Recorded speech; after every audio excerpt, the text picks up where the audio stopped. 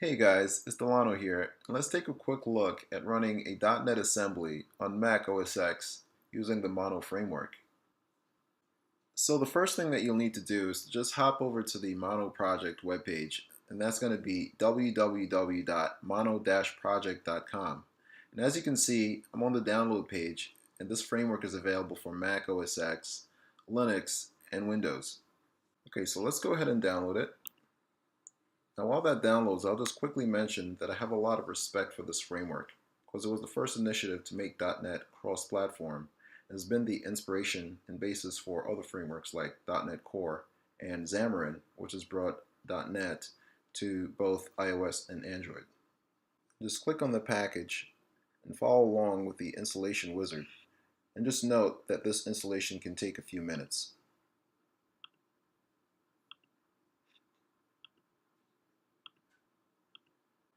Now that you've installed Mono, you can see that it's been added to your path.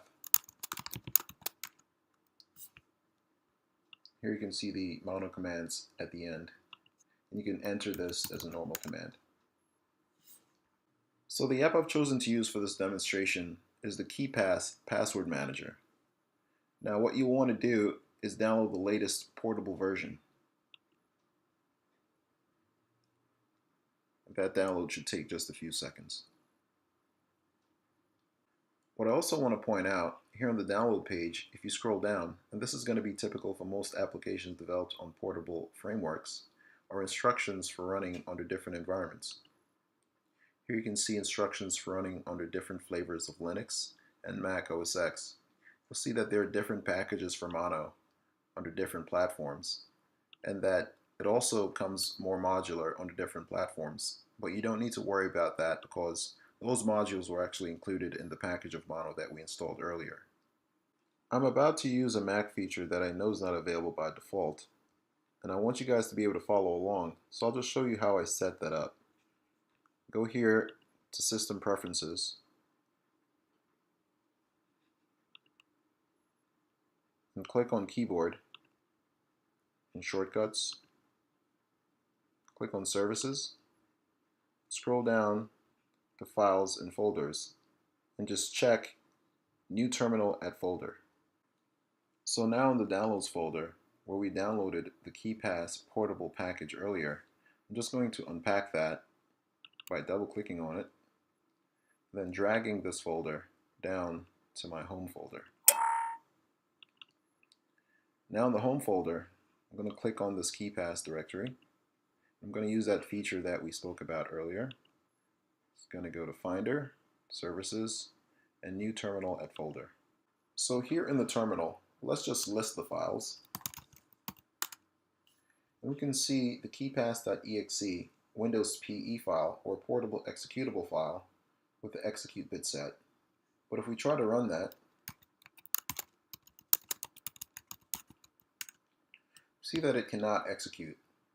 Also, if we step over to the GUI in Finder and try to run that, we see that can't execute the application because it's a Windows application and not supported by Mac OS. So we see that this application does not run natively on Mac OS. Actually, it does not run natively on any operating system, including Windows. As a .NET assembly, it requires the environment of the CLR, or a Common Language Runtime, which is originally implemented in the .NET framework. Mono is like the .NET framework and also implements the CLR, but unlike the .NET framework, it is cross-platform, which means that Mono can run on Windows, Linux, or as we can see here, Mac OS. We can execute the assembly within the context of the CLR environment provided by Mono by first entering the command mono. And you could think of Mono as one or single environment or CLR compliant environment that runs across multiple platforms, Windows, Linux, Mac, etc. Then you pass the assembly file as the next argument. Okay, so we see we got some errors. If we scroll up, see that these are in regard to the Windows Forms implementation and the Carbon driver, which is implemented largely in 32-bit mode. By default, Mono runs 64-bit mode. This is actually a good example of an application because we get to take a look at one of the useful switches when running mono. If we enter mono again and specify ARC, which means architecture, and enter 32 for 32-bit, and then enter the assembly and run that, we'll just wait. Here we can see that the assembly is started. Okay, so this is just supplementary information just in case you didn't want to enter a long command every time you run an application with mono. Well, the first thing I'm going to do is enter cd with no argument to go back into my home directory. I'm going to create a folder called bin and move into that folder. I'm going to use Vim here, but you could use any text editor you want. I'm going to create a shell script called keypass. I'm going to enter the normal shebang here. Okay, so we want to run mono. Specify arc equals 32. We want to run the keypass. So that's located in our home directory under a folder called keypass-2.38. The assembly is keypass.exe. Same command that we entered earlier. I'm going to escape here and write and quit. I'm going to hit Control L here to clear the screen. Going to list the file. Let's add the execute bit.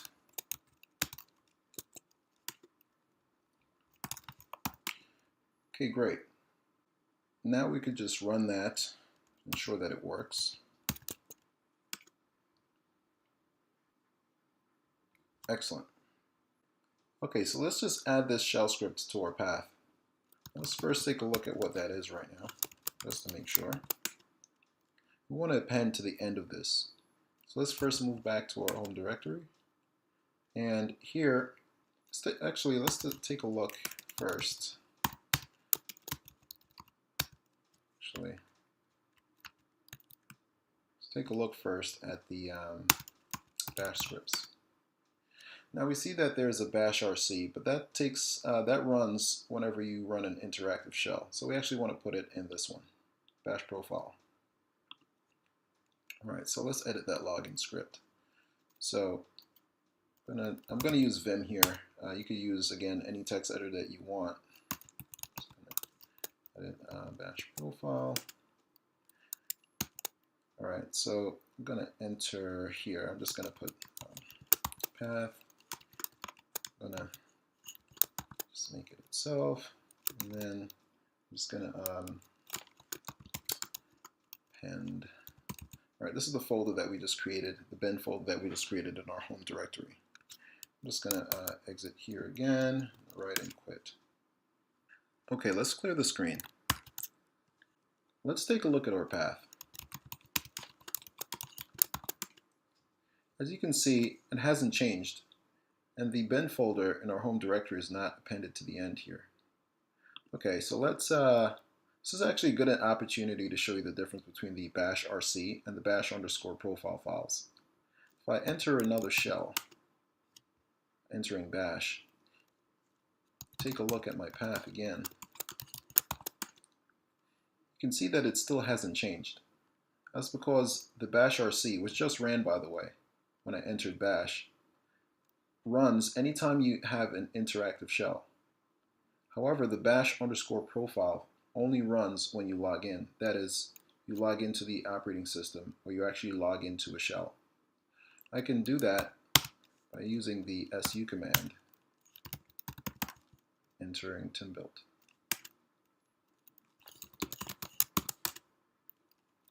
Now let's take a look at the path again. And you can see that is now appended to the end. Great, so now we can enter keypass.shell. And because it's in that path, it'll actually run. Oh, I'm sorry. That's keypass shell. Great. So the application ran. Okay guys, give this video a like if you found it helpful, and definitely subscribe to see more. Till next time, cheers.